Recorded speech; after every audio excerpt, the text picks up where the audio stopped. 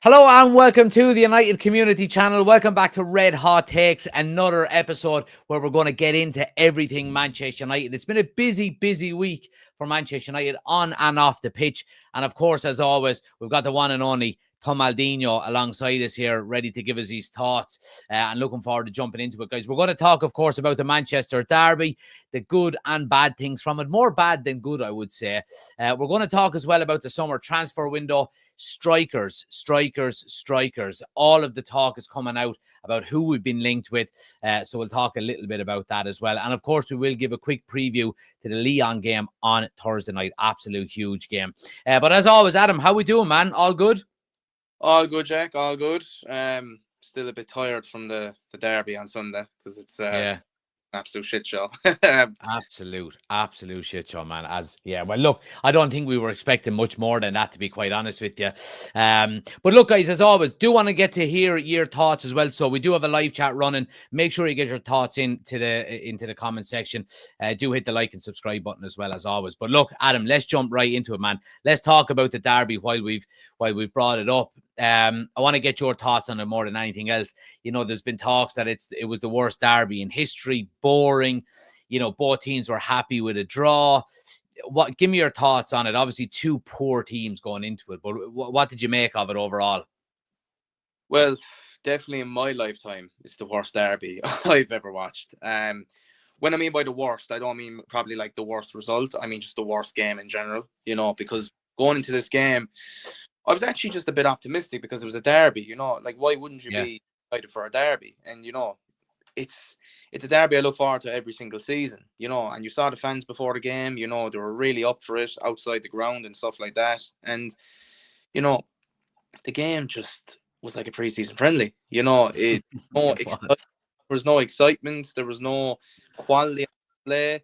It was lackluster in terms of possession for both teams. I thought when Man United were on the ball, whenever they attacked Man City, you know, they didn't really do anything with it. I mean, everything was running through Bruno, really, who was probably one of the more outstanding players in that game. And I thought, you know, when he got on the ball, he looked like he was going to do something. But then when the likes of Garnacho tried to do something, Hoyland might as well not played. We might as well have played with 10 that game. We were brutal going forward. I thought defensively, though, we were really good. I thought we were really you know, very compact, very well organized. But Man City didn't really offer anything in that game. You know, they were just side to side, you know, shit. I hate the way they play football, actually. I really do. It's just boring. Absolutely boring. No excitement whatsoever. And yeah, it was just a true reflection. The result was a true reflection on the game. You know, it was absolutely boring as fuck. You know, it really was. Well, you talk about Man City and how they play, and I mentioned it on one of my podcasts during the week. The whole has Pep ruined football, you know, because Gary Neville come out and he said, you know, quite strong about the roboticness of how the game has been played now. And, you know, I always go back to Jack Grealish. Like you look at Jack Grealish, he was one of the Mavericks of the Premier League when he played for Aston Villa, exciting, taking on fullbacks all of the time. £100 million transfer fee and 12 months under Pep Guardiola. And he's into one of these robotic players where if the ball is here, you stand here. If you get the ball here, you pass it there. If you have it here, you go there. There's no creativity anymore. Do you think that's something that's, you know, and again, it's probably quite apt when you're talking about Manchester United as well, because Ruben Amorim, while he's not Guardiola, he is the disciple of, you know, you're very structured in how you play and everybody needs to know their role.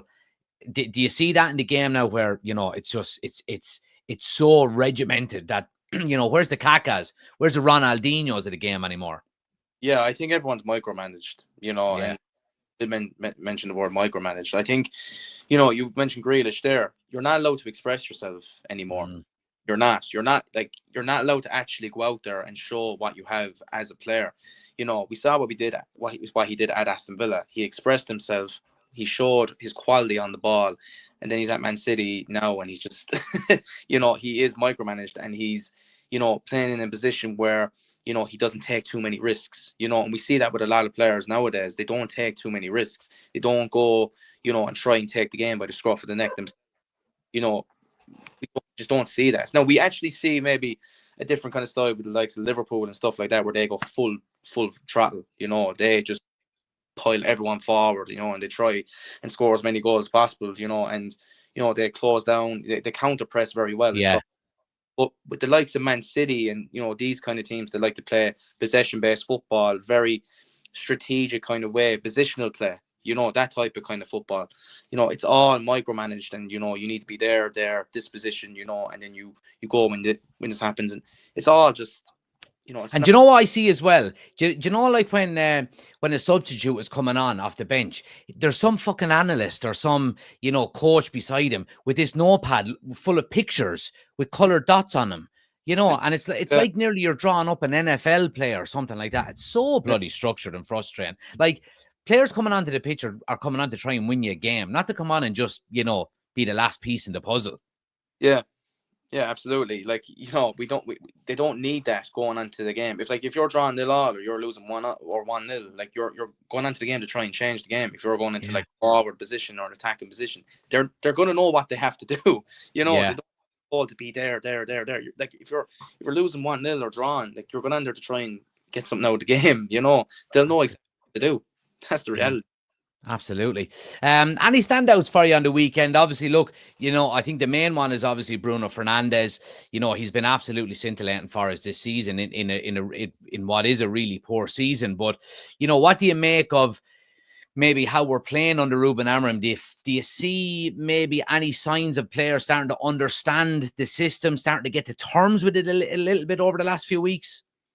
Yeah, I surprisingly, I think defensively we've been a lot better. Now, I won't lie, I missed the Forest game, and I heard we did really, really well in that game. We played some great football. We just couldn't put the ball. But and then I'm looking at the game on Sunday, and I'm looking at the way we defended, and I thought the likes of Mazwari was fantastic. I thought Casemiro and Ugarte, besides in possession, were fantastic defensively. They were battling ball and winning the back really well. I thought Dargu was a standout as well going forward.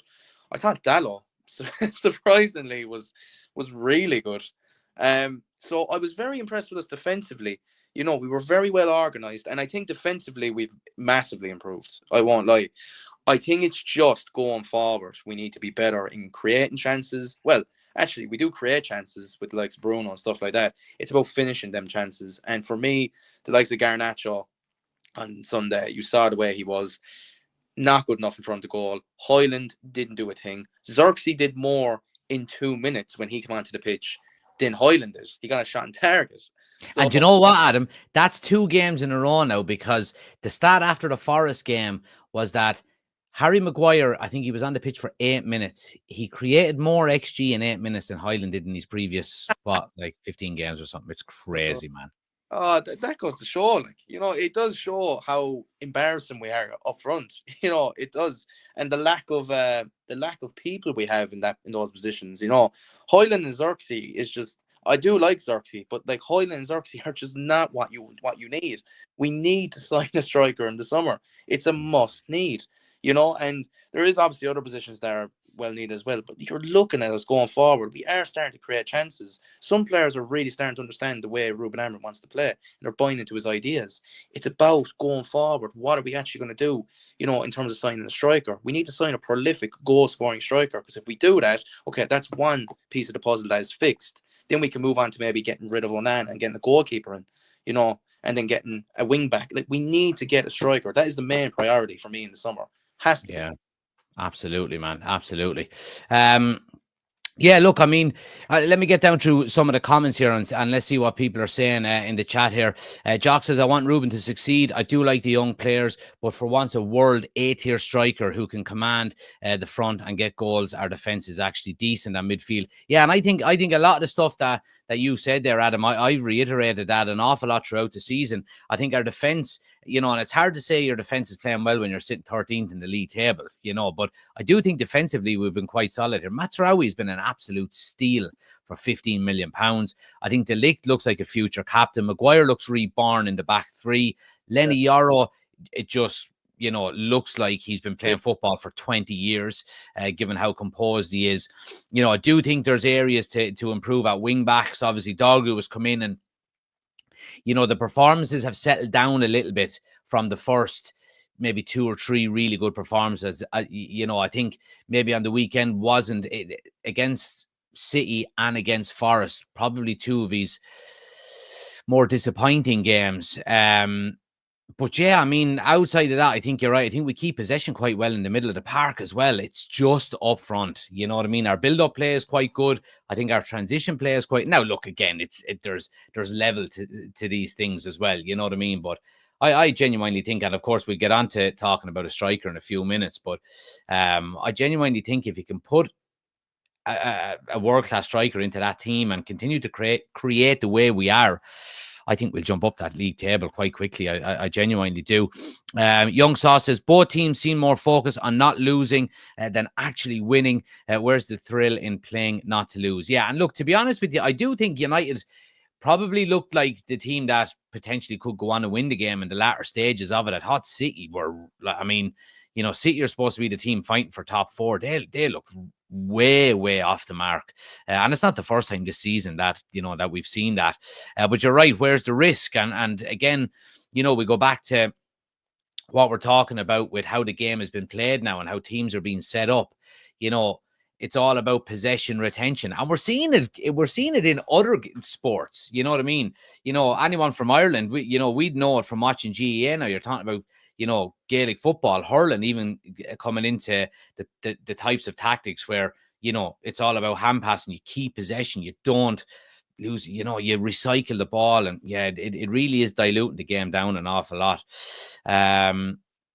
Dylan says, what's this stuff with the Lapis first choice? We'll get on to strikers in a few minutes. Adam's already shaking his head. Hamill says, a question I have for both of you is, why do you think football has gotten this boring? Is it because of the money and what's at stake now? I'll throw that to you first, Adam. I just think the game has developed in the last 10 to 15 years. You know, like back then, you know, you'd see the modern kind of 4-4-2, the way United used to play under Fergie, you know, and stuff like that. And we would counterattack, you know, we would counterattack a lot, but we would be really good at it, you know, and we had the players for that. And the players would obviously play for Fergie and work their bollocks off, you know, and we had the quality up front, we had the quality in midfield, and we had that. But now the game has developed because of the likes of Pep, you know, and stuff like that. And you know, other managers you're seeing learning from Pep, you know, and you're seeing the way they're kind of playing. You know, I think Ten Hag, the way we played under Ten Hag was sort of similar to Guardiola in the first season, but it was also not similar in the second season, because the way we were playing the second season was was absolutely outrageously bad, you know, like especially. But I think it's just because the game has developed over the last 10 to 15 years.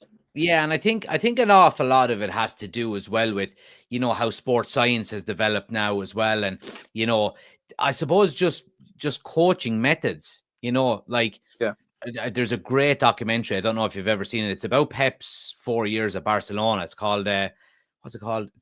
Take the ball, pass the ball. It's it's outrageous, Adam. If you haven't seen it, it's on, you get it online.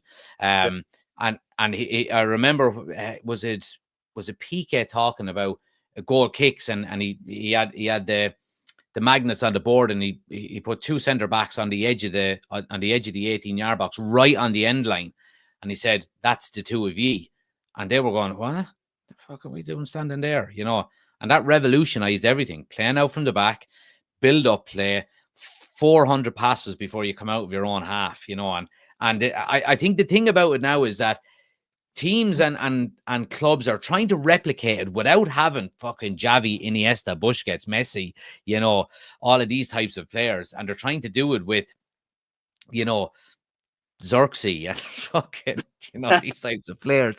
It kills me to say I don't want to be putting Xerxes on the spot there, but because his build-up play is actually quite good. But you get what I'm trying to say, you know. Stoke City are trying to play out from the fucking back now, you know, and I think an awful lot of that has to come down. And I do think Hamills is right there on what he says as well. I think a lot of the reason why it's gone that way is down to money. You know, you look at the rewards of finishing one place higher in the Premier League. It's 4 million for every place higher up you finish, you know, and it takes a lot of the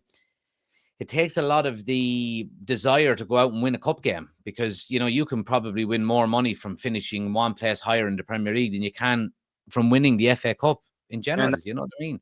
That's the thing as well.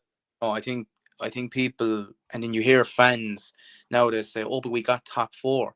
But top four, like if you're gonna get top four against the Champions League, you have to go on and win it, or Mm. go on and try and win it, because I think people forget what the game is all about. It's elite level sport. It's an elite level game. You have to go on and try and win stuff. It's not always about getting top four. Yes, it's making progress in the league, and then you have to take that jump then in terms of challenging for the league. But if you're going to get top four and get into the Champions League, the next season after that, you have to try and actually win it. Mm.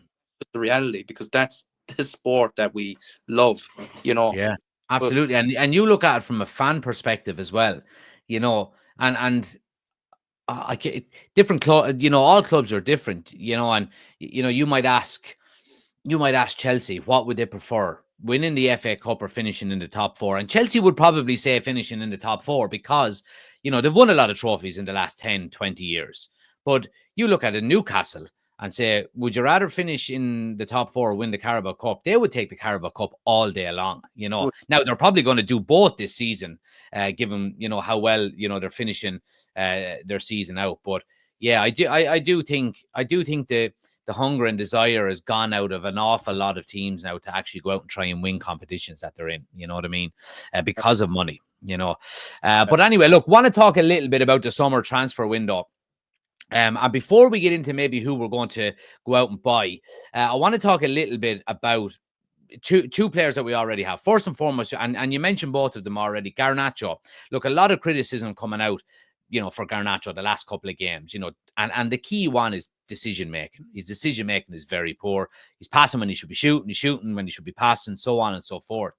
I want to get your thoughts, Adam, on it. With all the criticism that's coming with him and taking everything into consideration, his age, the interest that's in him, and the potential that we could potentially get for him, the potential transfer fee, if we're talking maybe 60 million of Napoli coming in. What are your thoughts going into the summer transfer window? Would you keep him? Would you look to move him on? Well, I mean, 60 million for Garnacho probably would snap your hand off. I'm sorry. Like, I've said it on this show before. I do like Garnacho. I really do. And I want to see him succeed, because there is a player in there. But what I've seen this season, and sort of maybe towards the end of last season, besides the FA Cup final, his decision making and what he does on the football pitch is not good enough for Manchester United. On Sunday, like, the guy couldn't even take a first touch properly, and the ball falling under his foot. He was losing the ball, and when he lost the ball, he wouldn't even run back and track back. And I didn't like that. That's not good enough. So if you're asking me, would I take 60 million for Garnacho right now? I absolutely would. And he is only 2021, and at the same time, you could look at it as, okay, maybe give him time, maybe give him next season as well to see what he can do under a full under Ruben Amorim. But he's an out and out winger, lads. People need to understand this. Ruben Amorim wants to play 3-4-3, and the way he wants to play 3-4-3 is sort of two number 10s. It's not two wingers. So, and you could play a winger as a wing back, but Garnacho's not good enough for that. So, for me, 60 million for Garnacho right now, not playing well. And if he continues to do that towards the end of the season, and there's not much left to go, then for me, I would take it in a heartbeat, and then put towards someone else in the summer. Yeah, absolutely. I just want to take a little bit of a break from that. Declan Rice is after scoring an absolute worldie of a free kick. Arsenal are 1-up against Real Madrid. So anyway, back to United content. Let's hope there's a VAR check or something like that. Yeah, it was a brilliant free kick. Do you know what fucking annoys me about Arsenal more than anything else? That fool of a set piece coach is standing out on the edge of the touchline there for a fucking free kick. You know what I mean? As if he's the one to thank for all of this shit. It was a direct free kick that Declan Rice just struck well. You know what I mean? Jeez, I hate Arsenal. Like, Arsenal are up there with Liverpool for me, in fairness. But right, okay, moving on from Garnacho a little bit, and I think you're right. Look, I think it would be probably a little bit unrealistic to think that we would get 60 million in for him. I think probably 40 to 50, and somebody asked in the chat here, Dylan says, Jack, if Napoli want Garnacho, would you take a bit lower, like 40, 45 plus Osman? And we spoke about this last week on the channel. And I think it was Chris that made the great point that because if we do a swap deal directly with Napoli, Osman for Garnacho's pure profit because he's an academy player will cease to exist on the books for FFP. So for us to get 40 million or 50 million of pure profit in for Garnacho, the deals need to be separate. So we need to sell Garnacho to Napoli and we need to buy Osimhen separately. You know what I mean? So I think for that reason, I don't think a swap deal could, and I don't think it would be a good idea for United. But talking about Højlund then, Adam, because look, he's had a really, really tough season. It's got to be said, and look, in a way, I do feel sorry for him. He's got nobody to take the pressure off of him. Really, we were thinking when Xerxes was coming in that okay, the two of them could, share the workload up there, but it turns out we bought a striker that's not even a striker, and Rasmus Højlund has been left to fend for himself up there.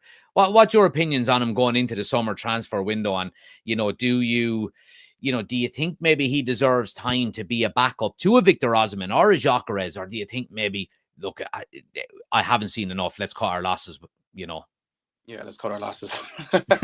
All right. I've seen enough. I just don't think he's good enough.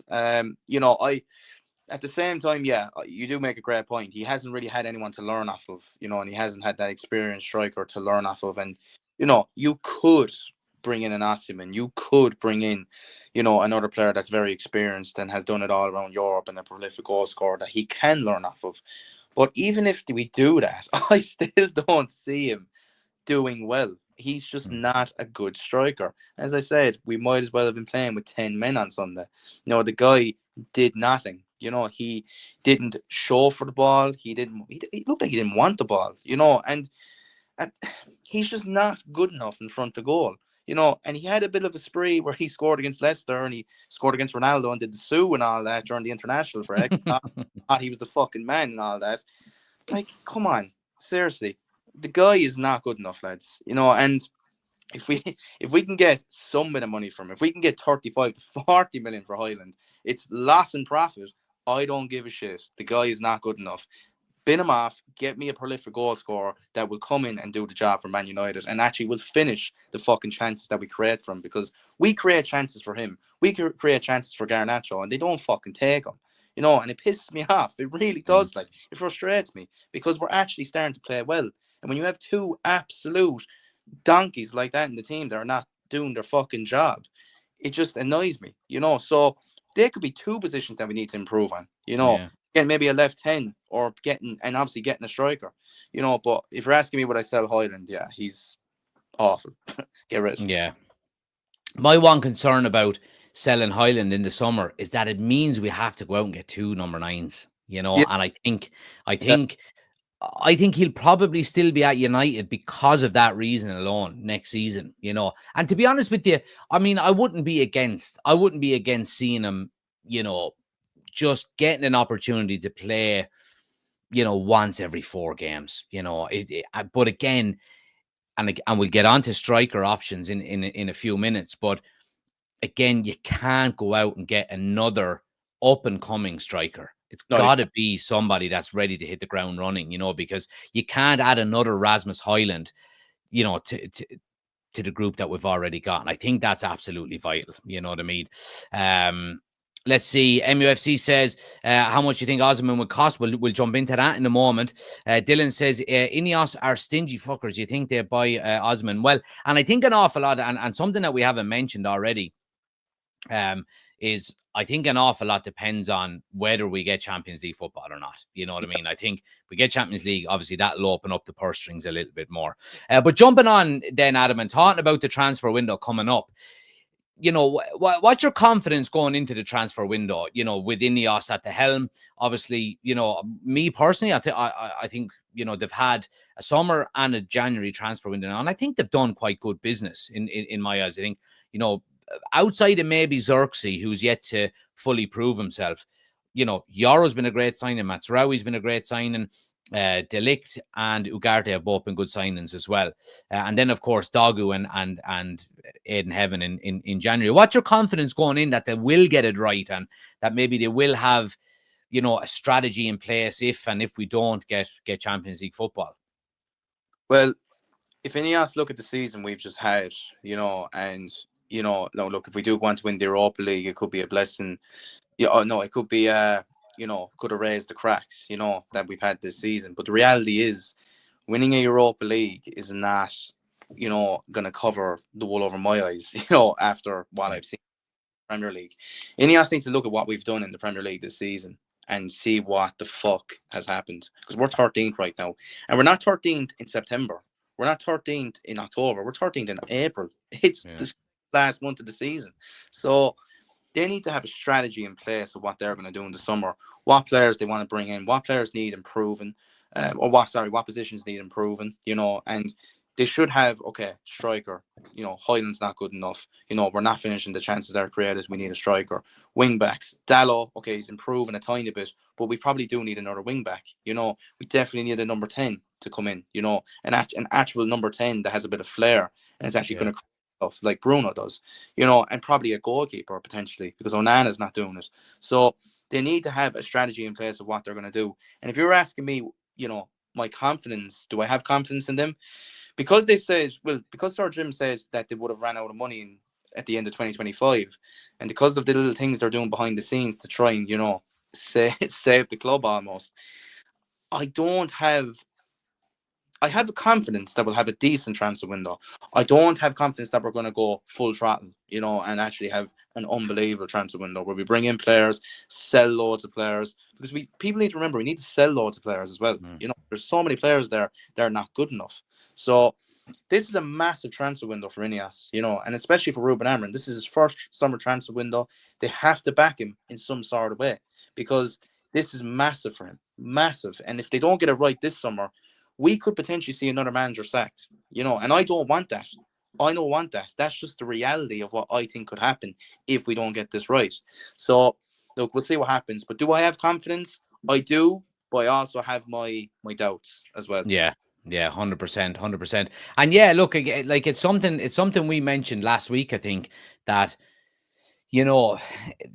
sales are nearly as important as buys this summer, because we've got to continue to clear out the deadwood. I think Ineos done pretty decent, I suppose, offloading of players. I won't say sales of players last summer, because I think you could still get more money in than we initially got. When you see the likes of City selling academy players who have never played in the first team for 25 million, and we're selling Scott McTominay for the same price, even though, you know what I mean, it was probably the right time for him to go.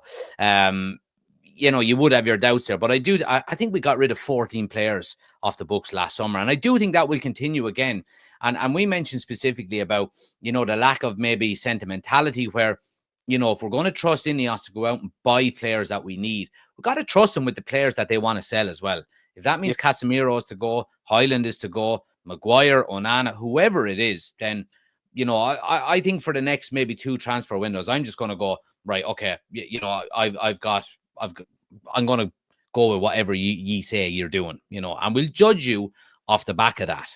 And I think it will take maybe a season or 2 before we can tell whether they've got it right or wrong, Yeah, we have 3 major dilemmas as well, and this just popped into my head now. People need to remember we have Rashford and Antony and probably Jadon Sancho coming back. And Jadon Sancho, I heard a thing about Jadon Sancho. I think you actually mentioned it a couple of weeks ago. We could actually have Sancho back. I don't think this application to buy is going through to Chelsea. So if Jadon... Yeah, Chelsea and United have a 5 million option within the obligation to buy, where they don't have to go through with it. So they can pay Manchester United 5 million to not make the deal permanent. Wow. Now, could you imagine being Jadon Sancho in that situation and going, right, what the fuck am I doing here with my life and my career, where Chelsea are willing to pay 5 million not to have me? Yeah. You know what I mean? Yeah. He must be thinking, like, what the fuck am I going to do this summer? Where's he going to go? Yeah, it's again, there are other dilemmas that Manchester United have as well, and Ineos have. So yeah, but in saying that, though, I mean, I do look. Rashford is probably, like, he is putting himself in the shop window at the moment. I do think, he's and I'm not getting too fucking carried away either. It's the typical Manchester United nonsense coming out in the media. Rashford is burning it up at Villa. He's doing all right, like, you know what I mean. He's not doing anything spectacular, but again, let them continue to write that, because hopefully it'll drive the price up for him. But I do think the issue with Rashford is that 300 45 grand a week that he's on. I don't think Aston Villa are going to be anywhere near that. And I done a TikTok on it today, where PSG supposedly are back in the race for him again. And, I have a feeling he's only gone to Aston Villa for, the 6 months to put himself back in the shop window. But Anthony then, on the other hand, Anthony is tearing it up over in Spain. Yeah, he is. Yeah. And it goes to show, the mentality maybe that you've got from players where they can't really handle the pressure at Manchester United, and they're better off going to somewhere like Betis where you'll get an extra second and a half on the ball, and the pressure is not as hard to go out and, score and, assist and so on and so forth. You know what I mean? But getting them lads off the books, I think, is vital for salary as well, because it's nearly $1 million a week we'd be paying them. Yeah, I think getting wages off the books this summer is vital, because the way we've done wages over the last 10 years, giving players these absolutely obscene amounts of wages is an absolute joke. And that is something that we absolutely need to improve on going forward long term, because if you're doing a deal and you're negotiating and you do agree a deal and the player wants this, and let's say they want like 200 grand a week. If Ashiman wants 300 grand a week, okay, then I don't want Ashiman. I'm sorry.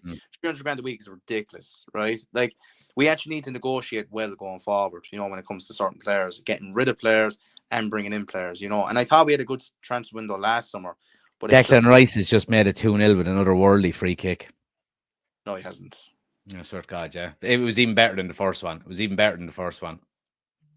Oh, wow. Wow. Oh. Oh, God. No way. Like, Jeez, that was some free kick, top corner, and the same side of the keeper was on as well. You'll see it. I won't rule it on you. You'll see it.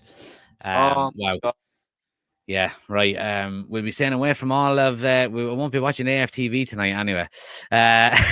Salford official says, trust Jack and Adam. If we get a new goalkeeper, they will be the same as Onana, because they can't take the pressure of playing for Manchester United. So please back him. He will improve. Trust me. Well, this is in relation to Onana, maybe. Well, look, I mean, I spoke about the goalkeeper situation at United a good few times. I don't think it's going to be high up on United's priority list, to be honest with you, because it looks like, oh, Jesus, that is absolute postage stamp.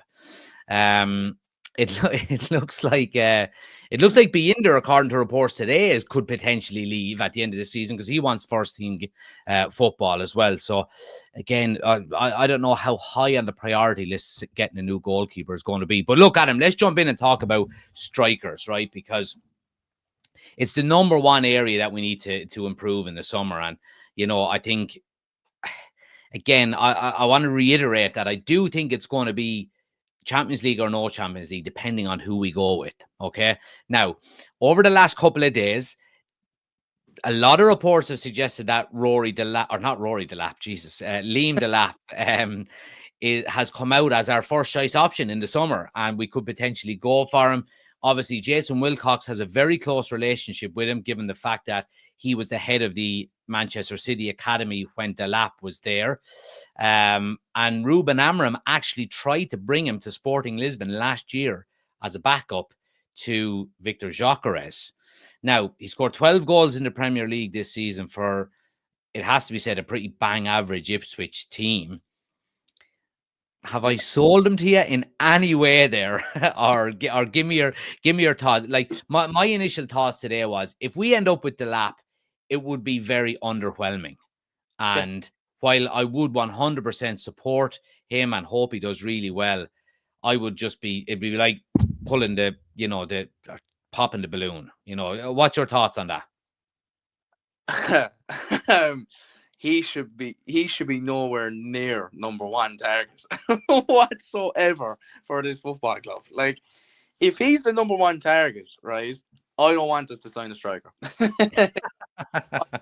Right, I'll be real. Liam Delap, bang average striker. Okay, let's just get that in. Okay, he is 22. He is young. He's playing in the Premier League for a bang average side in Ipswich, who are going to go down. Okay, let's be real. They're going right back down. He has 12 goals. Congrats. Okay, fucking-grats. I don't actually see him doubling that at Manchester United. Like, we're looking for a striker now who needs to hit the ground running straight away, who needs to actually be prolific in front of goal, finish their chances. We're not giving another player time. We did that with Hoy. We've done that with so many players over the years. You know, you saw the players we brought in over the years. We brought in Zlatan, hit the ground running. Lukaku was poor towards the end, but hit the ground running in his first season. Cavani hit the ground running in his first season. These are the players I'm talking about. Experienced strikers that have done it everywhere. You know, we need a player like that. We don't need a Liam Delap who we're going to give time to. You know, oh, if he doesn't get 15 goals, oh, it's no bother. Wait until next season. No. We need a striker now.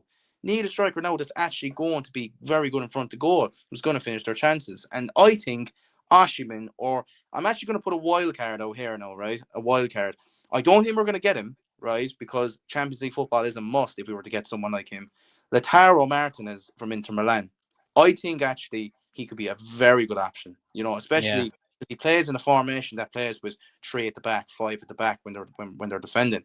But I think an option like that could be unbelievable as well, you know. And I looked at his stats over the last 3 or 4 seasons. You know, he's consistently getting 20 goals every season. Not this season, but the last 3 seasons before that, he was getting 20 plus goals. So, you know, and maybe Gyökeres. You know, we could get a Gyökeres who's done really well under Ruben Amorim. You know, we saw what he did under Ruben Amorim. He scored 44 goals in 44 games this season. That's absolutely fucking ridiculous. But then you have Liam Delap, who is apparently the number 1 target. Makes sense. Like, makes sense of that. Oh, but we're going to give him time. You know, but we'll give him time. That's okay. Time. No. Okay, no. I'm sick of there we go. Time. No. And to make it worse, Arsenal are 3-0 up. What? No. What? No, they're not. Yeah, swear to God, Moreno's after making a 3-0. Yeah. Oh, they're absolutely.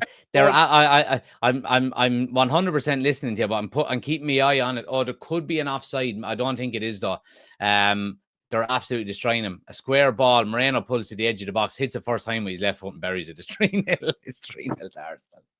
Jesus. And they don't have a striker either, lads. And they're fucking beating Real Madrid 3-0. You know what I mean? So it can be done. Bring in Liam Delap. Come on, I said. Right. I want to throw a little curveball at you, right? And because some of the reports coming out today, and I want to get your thoughts on him, because he's another striker in the Premier League, and it's Matheus Cunha from Wolves.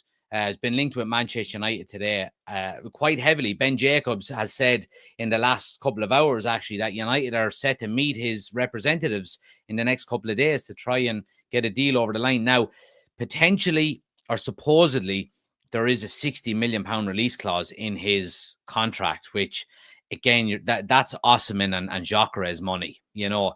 But this guy wants out Wolves. He signed a new deal last summer specifically just to put this release clause into his deal. And supposedly he was saying that Champions League football is not a necessity if he supposedly is a fan of Manchester United. What do you make of him? Obviously, look, another player playing in the Premier League, playing for Wolves, not the greatest team in the world, but I think he's got 13 or 14 goals as well this season. Again, you know, would that fall into the lap category for you? Or I think probably Cunha is a little bit different because he can play across the forward line in a multiple kind of positions. He can play in a little bit deeper. He can play a little bit wider, and his build-up play is a little bit better. Whereas Delap is just that kind of off the last man kind of striker. Yeah, I think Cunha is more of a number 10. You know, I think as a pure in and out striker, I don't think Cunha is that. You know, I've seen him play for Wolves this season, and you know, I saw the way he played against us. I saw the way he plays against other teams. He is more of a number 10 that can play maybe one of those 10 roles. Now, if we're looking for a number 10 that needs to play in one of those roles, he could actually be that guy. You know, I think he'd be fantastic for Man United, and especially the way he plays football, you know. And I actually saw him play at Atletico Madrid before as well, and he was very, very good. You know, so I think as number 10, I would definitely go for someone like that. Definitely go for Cunha. And look, if Champions League football isn't a problem, then it could be easier to get the deal done. You know, so I think Cunha is definitely an option. And yeah, of course he can play up front. You know, why not? You know, and he is known as a striker for Wolves, but I just think he's more of a number 10 with the way he plays, you know. And I think him playing in behind maybe a Gyökeres or an Osimhen or a Martinez, I think it could be unfucking believable. But, you know, Do I think we're going to get Cunha and a prolific goal scoring striker this season? It'll be tough, but you never know. It could definitely happen. But I definitely think Cunha could be an option. Definitely, I'd love 100%. That'd be the ideal scenario, you know, if you had a, you know, Ugarte and Bruno in the 6s, Menu and Cunha in the 8s or in the 10s, you know, fucking Osimhen up front with Ahmad and Dorgu as the wing backs. We're winning the fucking league. 21 is coming. 21 is coming. 100%. Yeah, absolutely. Let's see what people are saying in the chat here. Jida says, how on earth are Arsenal winning 3-0? That club is so wank. I know, yeah. They're actually 3-0 up, yeah. There's 11 minutes left and they're 3-0 up, yeah. They're actually Saka has gone off. I think Declan Rice has gone off there now. So it's going to be one monumental comeback if Real Madrid are to do that next week. Nightmare. Dylan says, Jesus, if we get Cunha, we're in dreamland. Pay that 60 million. He will fit us like a glove. He will hit the ground running and he will be like Bruno. He's some player. Everybody is a fucking fan, says D. Matty Cunha, says D. And Cloud says, wish we got Colin Moani in January as a loan, to be honest. He's not pulling up trees either, though, lads, to be honest with you. He's go away with someone like him. He's overrated. No, I'd rather have Highlands. Right. So give me your ideal forward line then next season, Adam. If we're talking about, you know, who we could potentially get in the summer transfer window.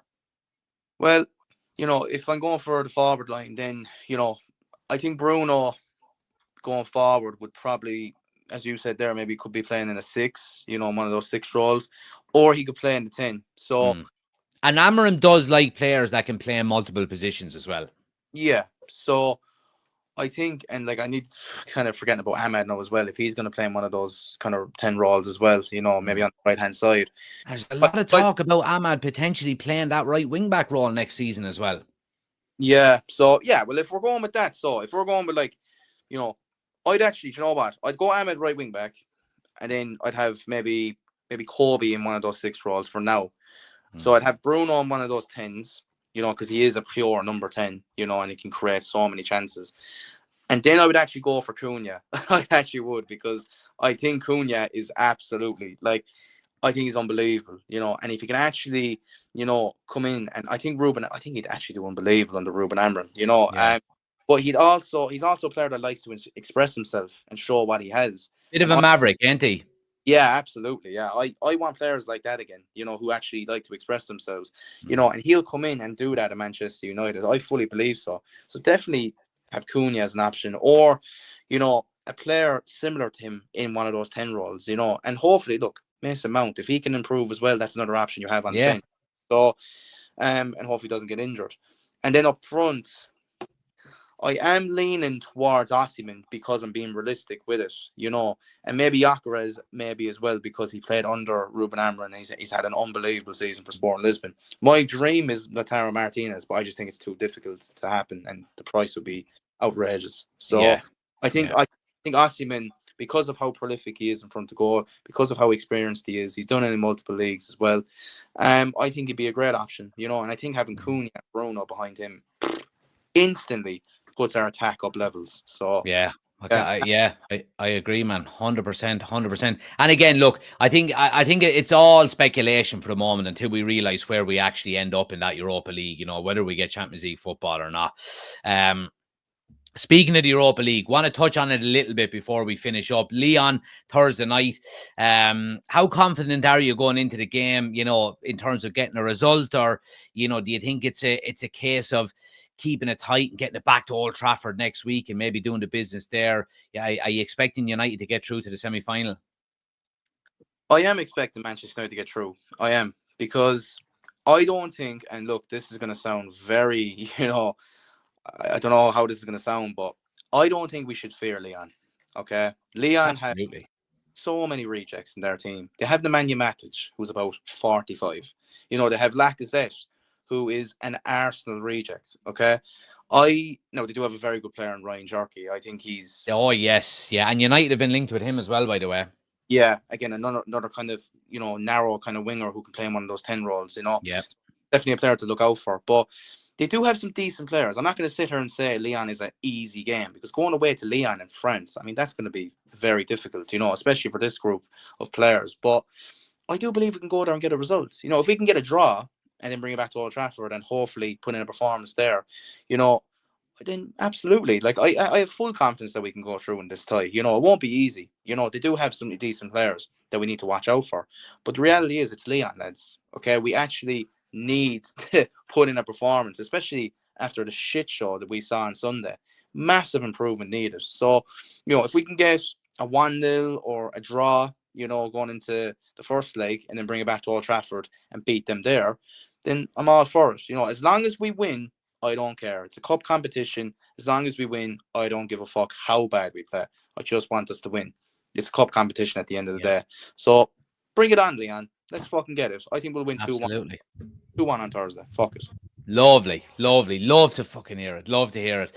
And look, I agree with you 100%. I think Lyon are beatable, well beatable.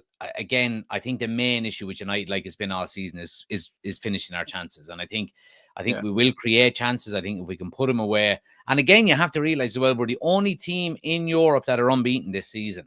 So out of all of the European competitions, we're the only ones left. Now, let's touch wood and all that, that we don't fuck it up. But I'm confident going into the game as well. But Adam, look, we'll be on again next week, I'm sure, and we'll be able to talk about it. I actually had tickets I got the Cup season tickets, so I had tickets for the Old Trafford leg of it, but I had to sell them because I couldn't go. So as closer the game gets, then the more I said, I should have fucking kept them.